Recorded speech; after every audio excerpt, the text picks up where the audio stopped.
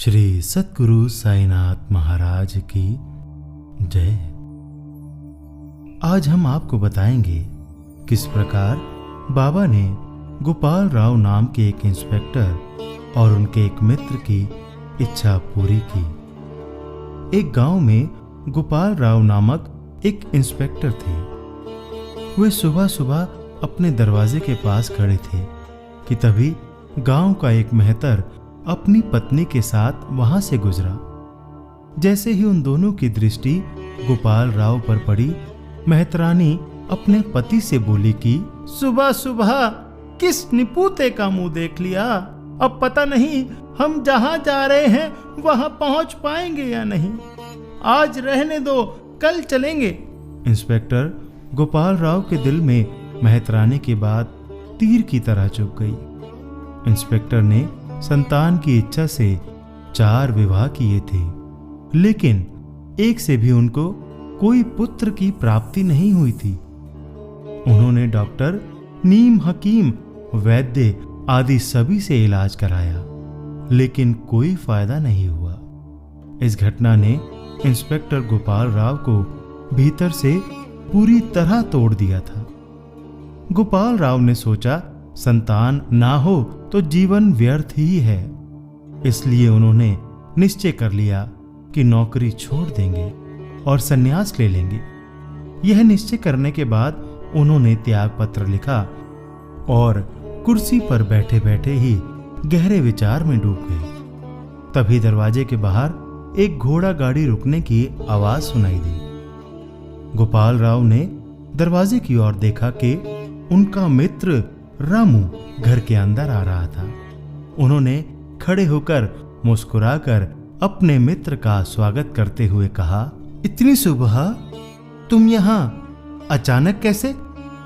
मित्र बोला कि मैं ट्रेन से अहमदाबाद जा रहा था, लेकिन जैसे ही ट्रेन यहां स्टेशन पर रुकी तभी किसी ने मेरे कान में कहा कि यहीं उतर जा, गोपाल तुम्हें याद कर रहा है। मैं बिना सोचे समझे यहाँ उतर गया और घोड़ा गाड़ी लेकर यहाँ आ गया। तुम बताओ, सब कुशल तो है?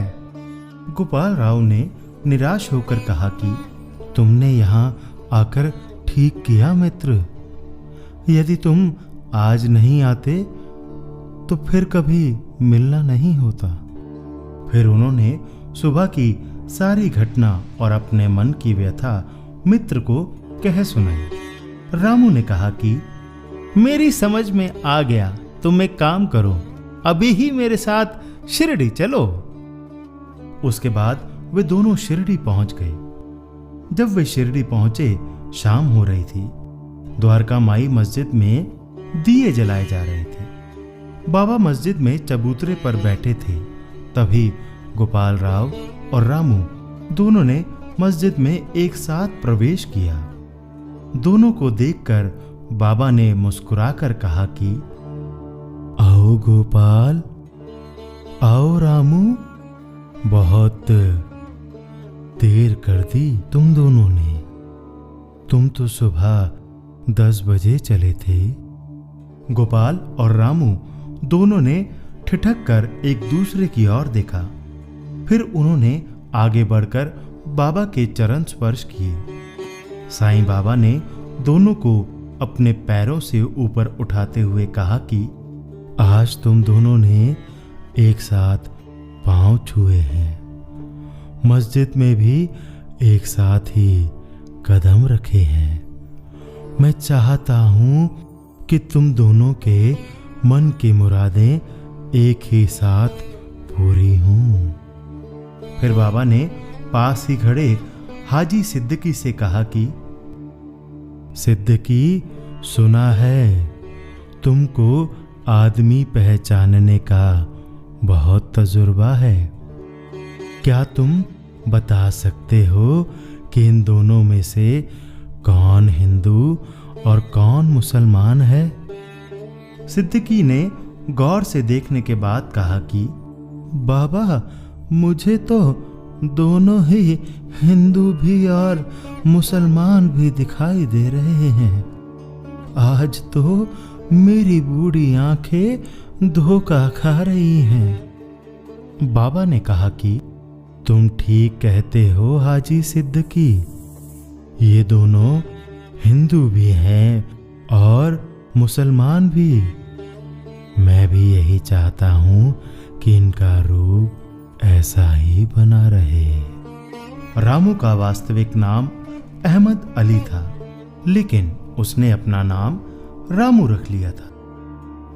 बाबा ने दोनों को आशीर्वाद दिया और उनकी मनोकामना पूर्ण होने का आश्वासन भी दिया। बाबा के आशीर्वाद के ठीक 9 महीने बाद दोनों के यहाँ खुशियां आई और उनके मन की मुरादें पूरी हुई। दोनों फिर से बाबा के दरबार में पहुंचे। दोनों ने बाबा के पैर छुए और बाबा से निवेदन किया कि शिरडी में हिंदू और मुसलमानों के त्योहार एक साथ मनाए जाएं। बाबा ने उनका निवेदन स्वीकार कर लिया और इसकी शुरुआत रामनवमी से हुई। इस प्रकार बाबा ने गोपाल राव और उनके मित्र के द्वारा लोगों को हिंदू मुस्लिम एकता का संदेश दिया। चल बुलिया चल ओथे चलिए, जिथे सारे अन्ने, ना कोई साडी जात पहचाने, ना कोई सानू मन्ने। मन में हो विश्वास तो साईं करे पूरी आस। श्री सद्गुरु साईनाथ अर्पणमस्तु। शुभम भवतु। श्री सद्गुरु साईनाथ महाराज की जय।